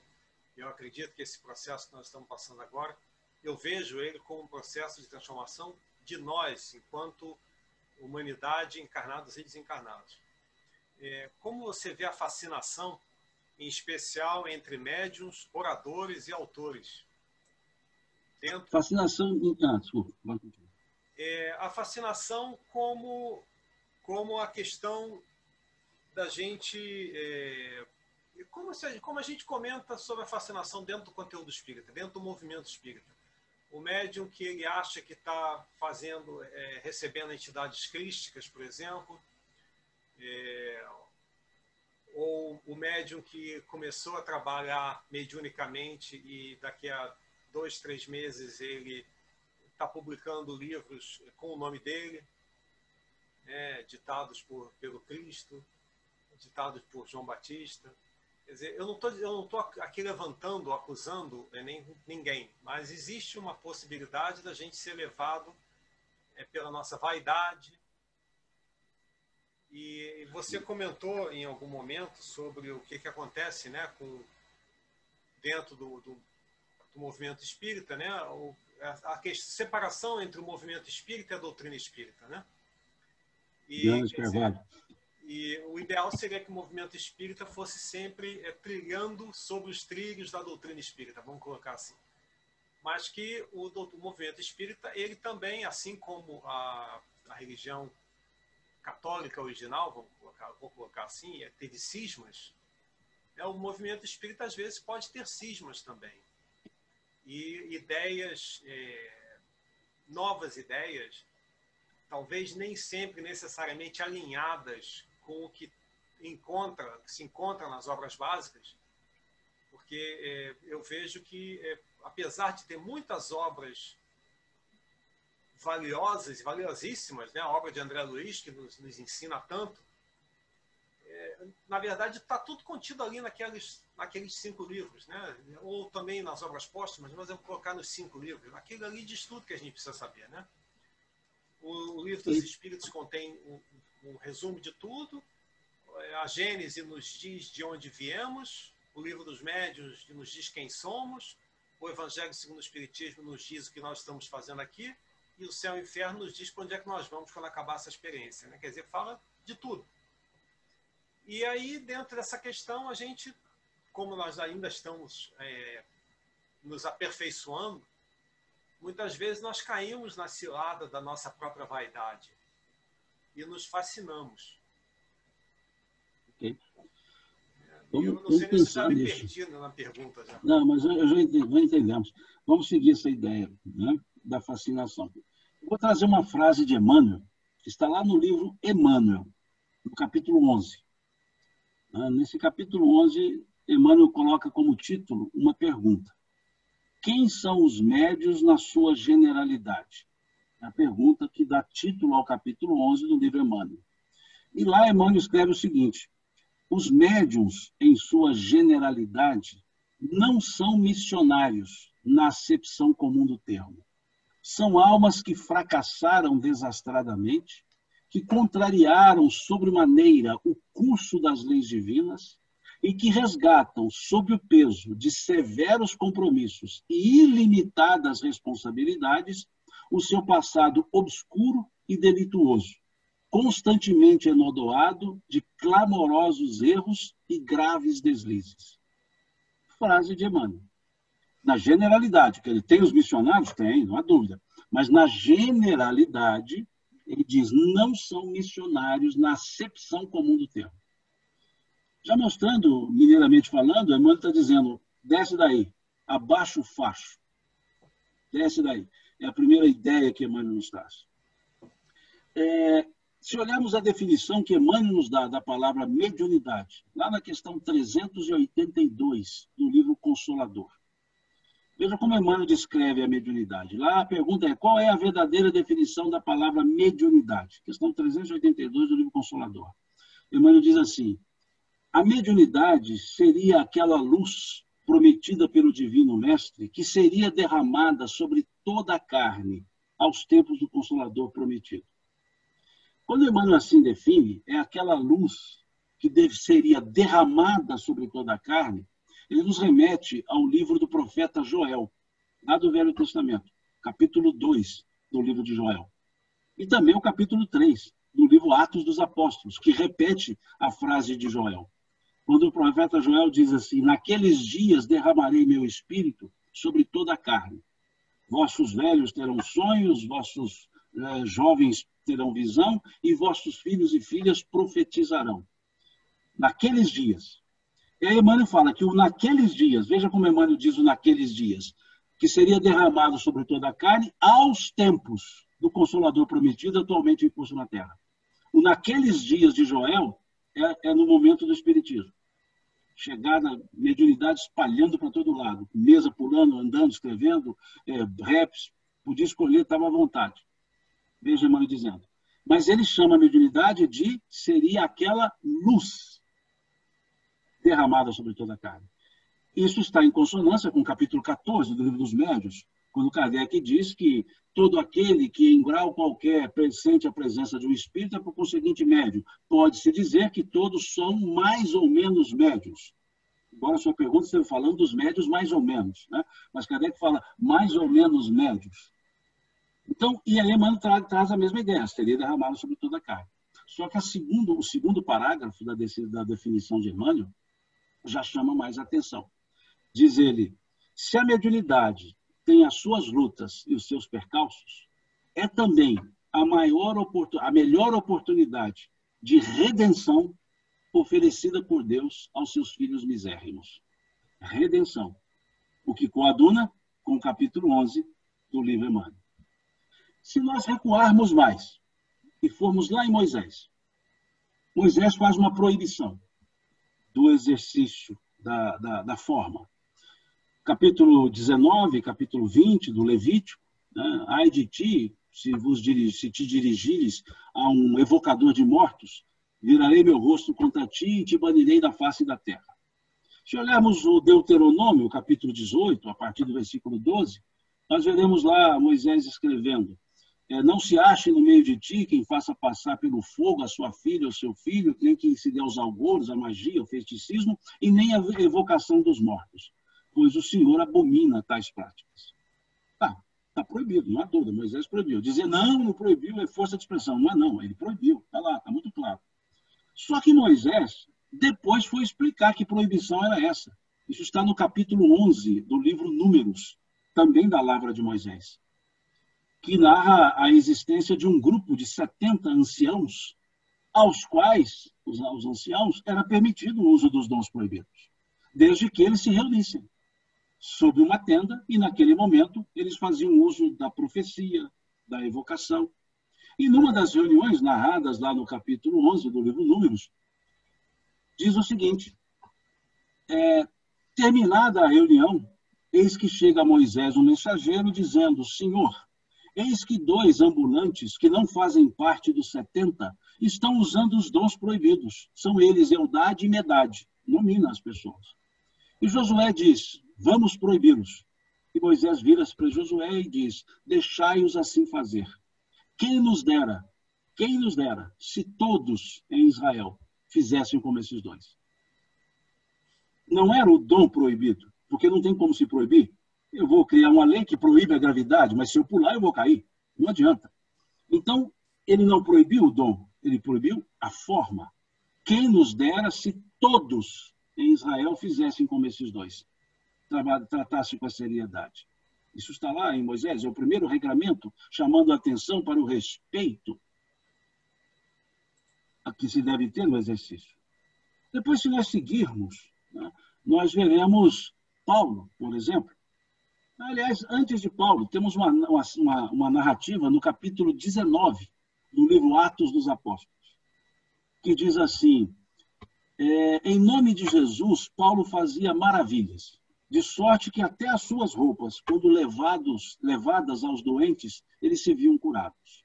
E eis que 2 exorcistas ambulantes, filhos do principal dos sacerdotes, vendo um espírito imundo, começaram a dizer: em nome de Jesus, a quem Paulo prega, nós dizemos: saia desse homem.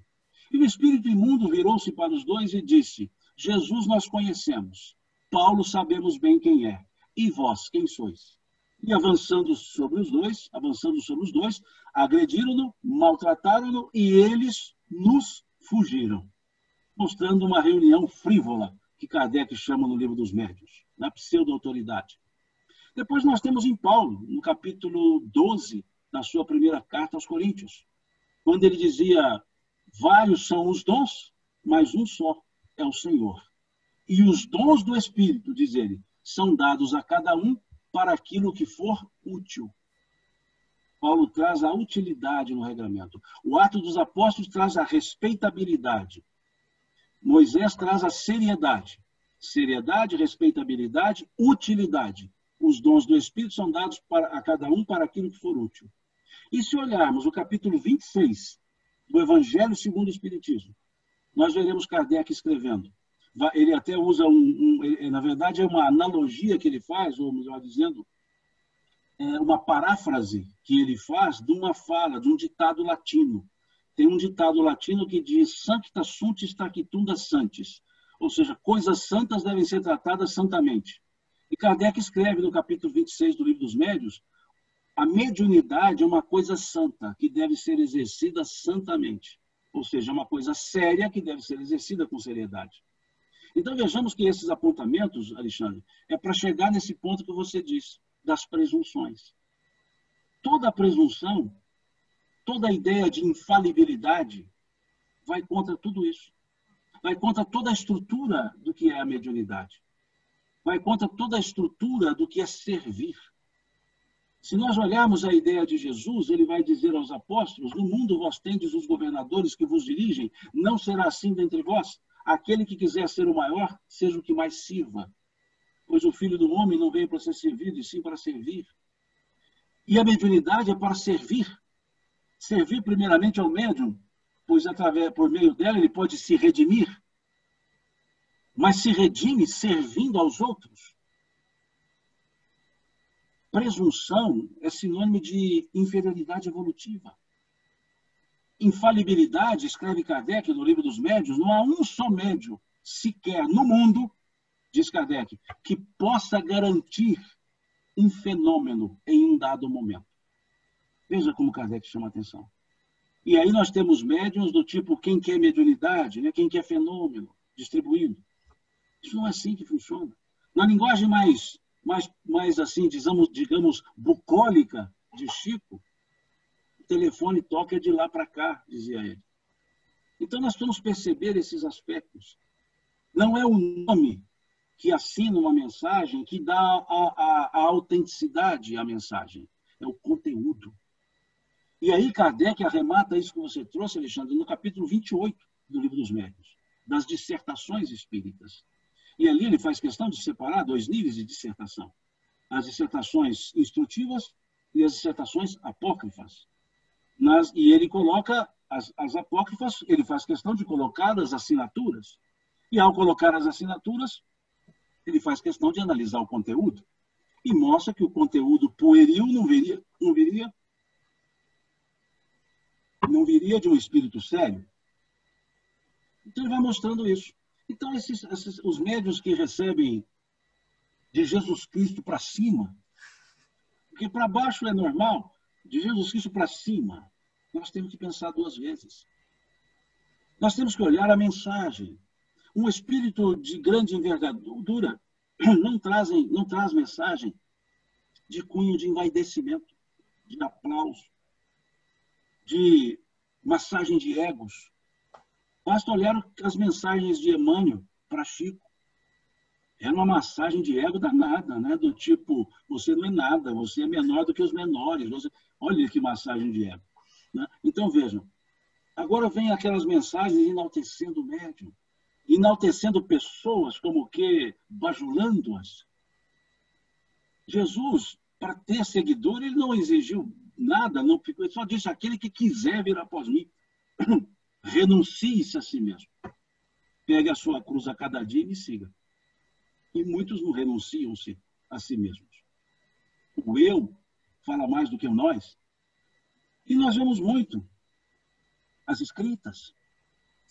Vejam o apoio que o Espírito de Verdade deu a Kardec. Se olharmos lá no Obras Póstumas, na segunda parte, o capítulo que tem por título Minha Missão, que o Obras Póstumas não tem número de capítulos, são só os títulos. Kardec conta como é que se deu lá a conversa dele com o Espírito de Verdade. E aí Kardec, depois do Espírito de Verdade se apresentar, e Kardec pergunta a ele, né, qual o seu nome, e ele diz assim, isso pouco importa. E Kardec resolve perguntar de novo o nome, ele fala, para ti chamar-me-ei a verdade. Isto basta, e significa para ti descrição. Ou seja, seja discreto. Não deu nome. E disse mais a ele, estarei à tua disposição 1/4 de hora a cada 30 dias. Ou seja, pode contar comigo, 15 minutos por mês. 15 minutos por mês eu sou todo seu. E Kardec explica que depois ele faz uma observação e diz, esse espaço de tempo foi respeitado no início. Depois, com o tempo, foi se encurtando, ou foi se diminuindo, palavras dele, até que virou corriqueiro. Mas eu entendi que isso, para mim, significaria esforço próprio, para que eu me dedicasse. Agora, vejam, o Espírito de Verdade, para coordenar todo o processo, com Kardec, ele só ficava disponível 15 minutos por mês. E tem médium que carrega espírito superior a tiracolo. Fica com ele na bolsa, qualquer coisa tira o espírito. Vejam as ilogicidades. É isso que Kardec chama a atenção. Vejam o que nós dissemos antes, tudo deve ser passado, diz ele, passai pelo crivo da razão e do bom senso, e o que sobrar, aplica, o que sobrar. E aí você passa pelo crivo da razão e do bom senso, muitas vezes sobra, vaidade. Esse não dá para aplicar. Então, é preciso tomar esse cuidado. E a fascinação, Kardec explica muito bem isso no capítulo da obsessão, é um segundo nível de um processo obsessivo, e é um nível que, segundo ele, é mais difícil de se lidar. Porque a obsessão simples, que ele chama, simplesmente é algo que com o tempo você ajusta, são relances. A subjugação, que é o terceiro nível que ele coloca, a pessoa está sem o domínio das suas faculdades, e uma força externa maior pode auxiliá-la. Mas a fascinação, que é o segundo nível, é mais complicada. Porque a pessoa se vê verdadeira, se vê certa. E ao se ver certa, ela não se demove. Então, muitas vezes, não é um processo de vaidade dessa pessoa. São pessoas boas, boníssimas, mas que estão iludindo a si mesmas. E por iludirem a si mesmas e recebem ali o afago dessa ilusão, ou nessa ilusão, não conseguem perceber. Por assim dizer, ridículos de algumas posturas, de algumas comunicações. Então, é um nível, embora o segundo nível da intensidade é o mais complicado para se lidar. Porque você vai ter que demover a pessoa que ela não está correta quando ela tem certeza que está correta. Então, isso cria dissensão, cria insulamento, a pessoa se isola, se insula, né? Se isola, e não quer saber de mais ninguém, e ela é a dona da verdade. E o espírito que com ela movimenta. Então, é isso que acontece. E temos muito? Temos, infelizmente temos. No meio espírita, sim, infelizmente temos. Vários aspectos. E criam cismas? Sim, acabam criando cismas. Mas não chamam de outro nome, continuam chamando de espiritismo. Mas aí vem o espiritismo à moda, né? Ou seja, ao estilo. Né? Como no início os evangelhos eram chamados evangelho segundo, né? Mateus, segundo Marcos, segundo João, porque segundo o tradutor da Vulgata, né? São Jerônimo, ele disse que foram dados a eles textos diversos e esparsos, e alguns com autoria sabida. Então ele pegou esse de autoria sabida e associou aqueles que tinham o mesmo estilo literário. Então, ao associar os estilos literários, ele disse, olha, isso aqui tem o estilo de Mateus, isso aqui tem o estilo de João, criou a ideia de segundo João, segundo Mateus. Mas, nesse caso, foi para algo bom. Agora, nós fazemos o espiritismo segundo A, segundo B, segundo C, e aí vem as correntes, né? Em que os espíritas deixam de ser espíritas e passam a ser alguma coisa ista, né? E, normalmente, põe o nome da pessoa, né? O nome do médium, né? Então, passa a ser mediunista, e aí está lá o nome do médium, né? Não vamos citar nomes aqui, mas fica seguidor e não seguidor da ideia espírita. Então, é preciso perceber isso, né? Esse níveis de fascinação. Você diz, acaba escrevendo obras. Chico escreveu N mensagens, N, alguns colocam 3.000, tá bom, vamos colocar 3.000. Divaldo escreveu N mensagens, uns dizem também 3.000, então vamos aceitar o 3.000, o número não interessa.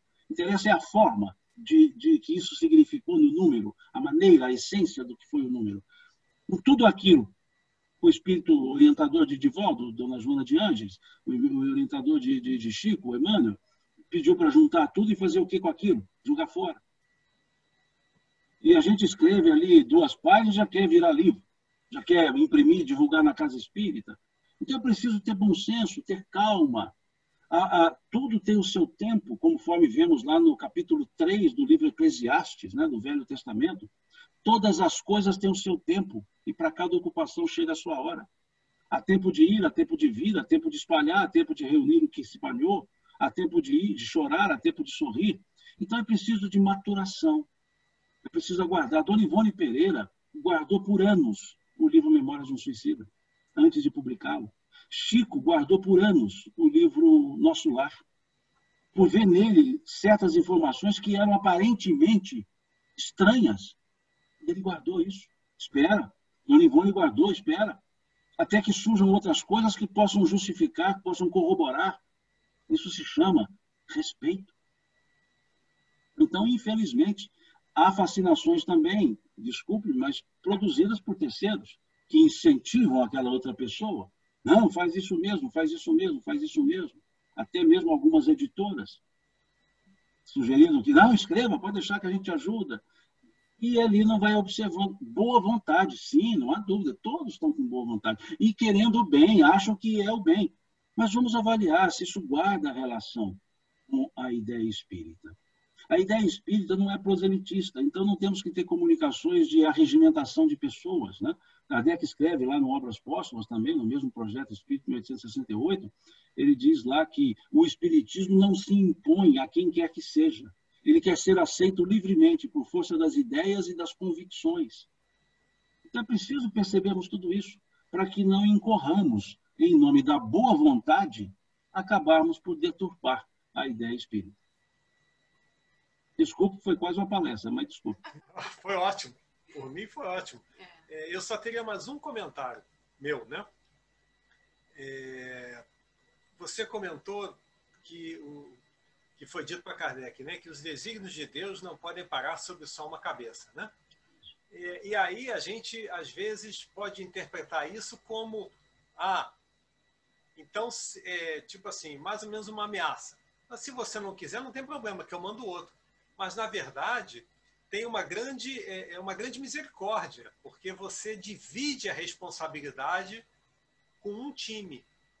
Exato. Né?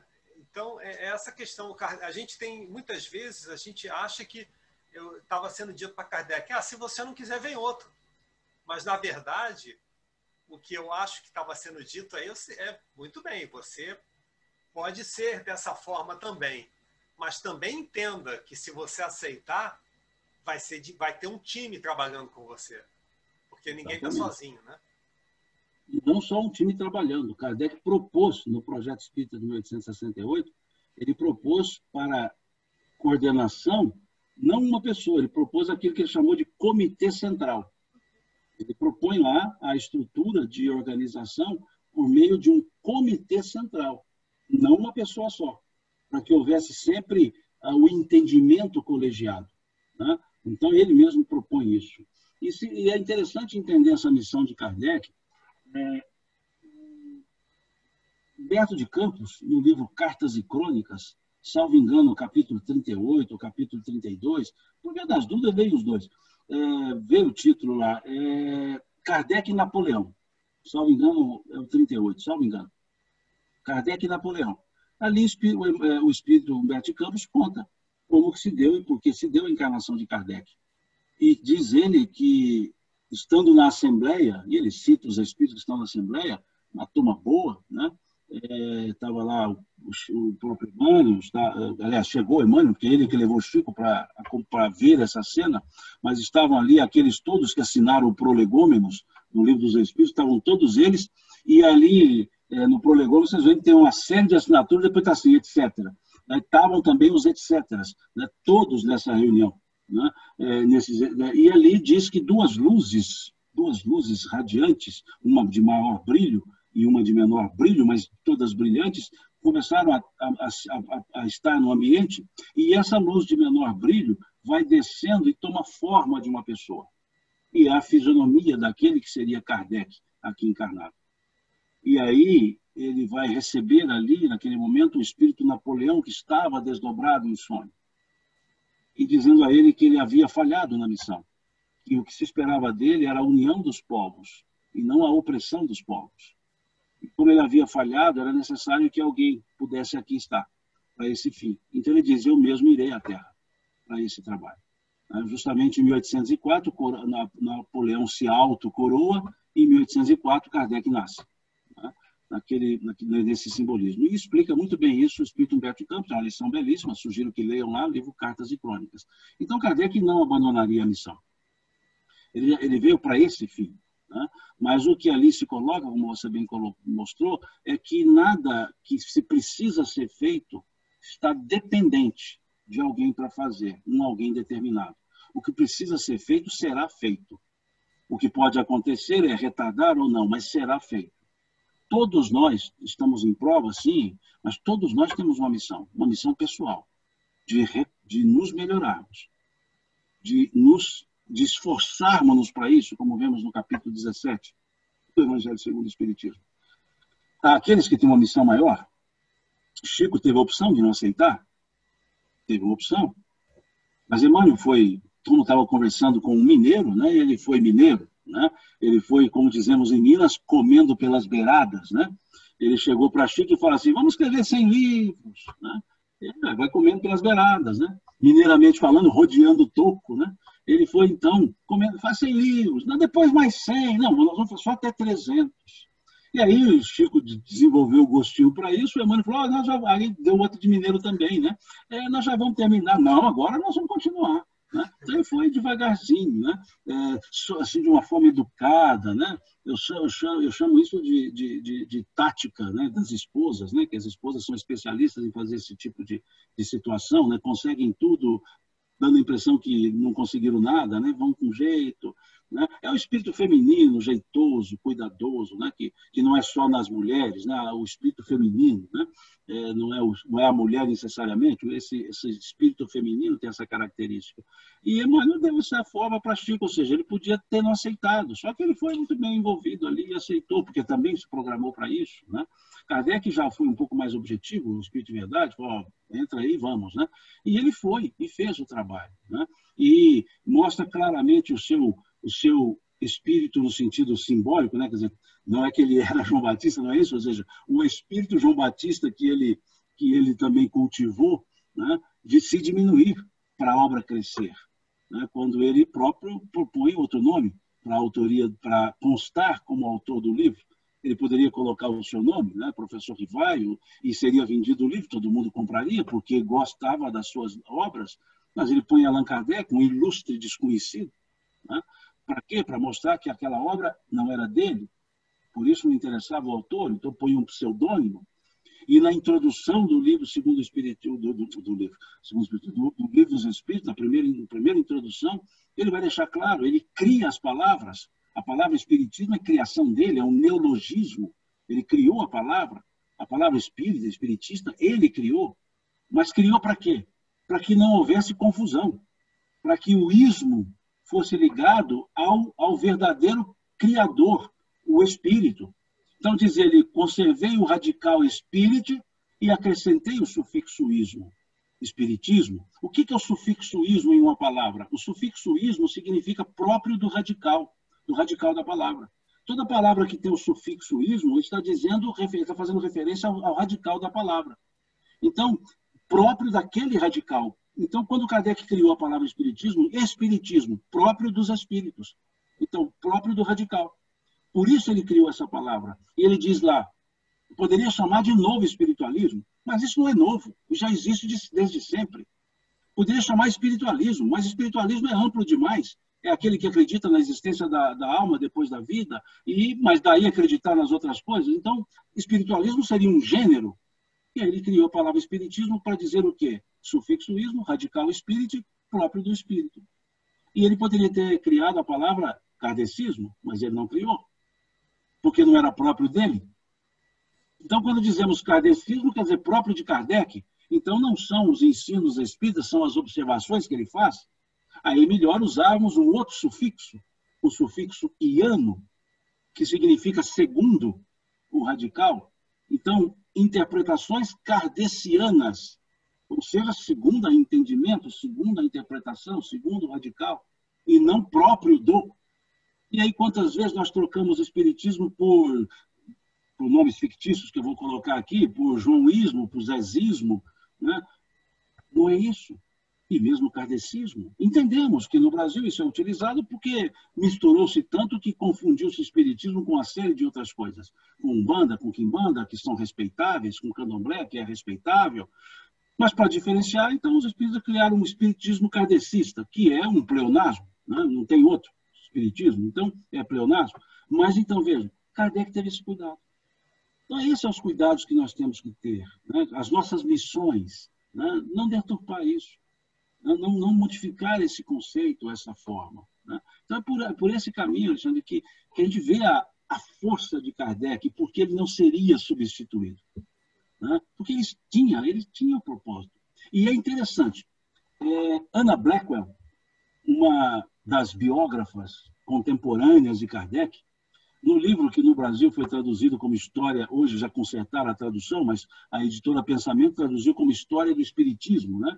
A obra de Arthur Conan Doyle, que na verdade é a História do Espiritualismo, o título dele.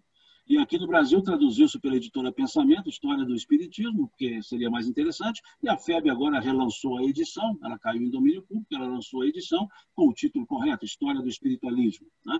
E há um capítulo sobre o Espiritismo. E é interessante a tradução, porque no Brasil diz assim, né? O Espiritismo na França, mais conhecido com o nome de Espiritismo. Olha a ilogicidade, né, da tradução. O espiritualismo na França, mais conhecido como espiritismo. E há um capítulo, e Anna Blackwell tem uma frase, ela vai descrever Kardec. Ela descreve a personalidade, descreve a fisionomia, diz que era um homem de estatura mediana, de ombros largos, complexão forte, cabeça larga e achatada. Ela diz assim, né? De personalidade forte, incrédulo por educação e sistema. Olha o que ela dizia dele, incrédulo por educação e sistema. E se nós olharmos no Obras Póstumas, Kardec contando a sua missão, ele conta o encontro dele com o senhor Fortier. E ele encontra com o senhor Fortier, e Fortier diz a ele, as mesas estão andando, se movimentando, e ele diz, que há de estranho nisso? Se podemos magnetizar uma pessoa, por que não poderemos magnetizar um objeto? E aí diz para ele Fortier, mas as mesas falam, elas estão respondendo perguntas. Kardec, então, responde para ele ainda, professor Rivaio, responde para Fortier. Provai-me que as mesas têm cérebro para pensar e nervos para sentir. O contrário, o que me contas nada mais é do que histórias para nos fazer dormir em pé. Olha como ele responde. Incrédulo por natureza, por educação e sistema, dizia Anna Blackwell. Então, vejamos esse perfil. Olha a pessoa ideal. Porque foi ele também, quando, depois com o senhor Carlotti e na casa lá de Madame Planet-Maison, ele vai observar os fenômenos e aquele que disse história para nos fazer dormir em pé. Qual foi a frase que ele disse quando observou aqueles fenômenos? Enquanto todos se divertiam com aparentes futilidades, eu entrevia naqueles fenômenos a manifestação de uma lei da natureza que a humanidade sequer sonhou conhecer e me propus a estudá-la. Então veja o que era o espírito preparado. Brincadeira para cá, ele brincou, mas quando ele viu, opa, isso aqui é sério. E os outros ficaram brincando. Então, nunca ele deixaria essa missão. Mas era um alerta que o Espírito de Verdade fazia para evitar a presunção. Se você não quiser, outros substituirão. Que os desígnios de Deus, né, não podem pairar sobre uma cabeça. Ou seja, o que tem que ser feito vai ser feito. Com você, sem você e apesar de você. Seria mais ou menos a ideia, né, aplicável a todos nós. Mais uma vez, muito obrigado. Eu vou abrir para quem tiver alguma pergunta, porque eu acho que eu já falei tanto, eu já dei margem a tanto comentário. Se alguém tiver algum comentário a fazer, pertinente. Eu gostaria de agradecer novamente, Simão, muito obrigada. E o que fica bastante forte para mim, sempre, porque eu trago isso bastante para a minha vida, é a questão, porque quando tu falou moldar as nossas vontades, e eu vejo que a vontade é um fator muito importante, né? Para que a gente esteja consciente e lúcido, né? Do que a gente está pensando, sentindo, para que a nossa ação seja realmente em accordância com os ensinamentos de Jesus, né? Então, eu sempre fico me questionando e me relembrando da importância do autoestudo, do autoconhecimento, para que eu desperte, né? E desenvolva o discernimento, porque a questão dos falsos profetas, se eu não tenho essa consciência, eu vou atrás do que qualquer um fala, e eu não reflito, né? E é importante, Exatamente. isso Kardec salienta bastante para a gente, né? A importância da reflexão, da análise, né? Como na própria fala agora há pouco, né? Ele questionou, ele refletiu, então que eu traga isso para a minha vida, e isso é o que eu tento realmente viver, né? Amor, a gente conversa bastante sobre isso, É bem né? o vigiar e orar, não é? Então, era só isso que eu gostaria de comentar. Eu não sei se mais alguém teria algum comentário a fazer. Manu, Weber, Bárbara, Miami, Marlene, Lindalva, Simone, André. Só agradecer. Bom, então, só um pouquinho. Weber, tu tá sem áudio. Ao Simão, pela magnífica palestra, profunda, altamente educativa. Só agradecer. Obrigado. Eu que agradeço a vocês, que é isso. Simão, eu sou o Weber. A gente se falou essa semana por mensagem. Obrigado por tudo. Olha, um beijo. Eu que agradeço. Um beijo daqui, ó. Desculpa, o telefone caiu. Um beijo daqui do coração. Obrigado. E obrigado por tudo de hoje. É fantástico. Eu que agradeço a vocês, Weber. Agradeço mesmo. Dani, Ale. Bom, eu vou então parar o live lá no Facebook. Tá novamente, né? Coloquei na minha conta, infelizmente, mas eu vou compartilhar depois com o Sendo Espírita, vivendo e aprendendo, né? Então, quem está assistindo a gente agora, muito obrigado. Sábado que vem nós teremos uma outra reflexão e, com um pouco de sorte, daqui a mais algum tempo, teremos, de repente, uma reprise de São Pedro. Fiquem todos com Deus.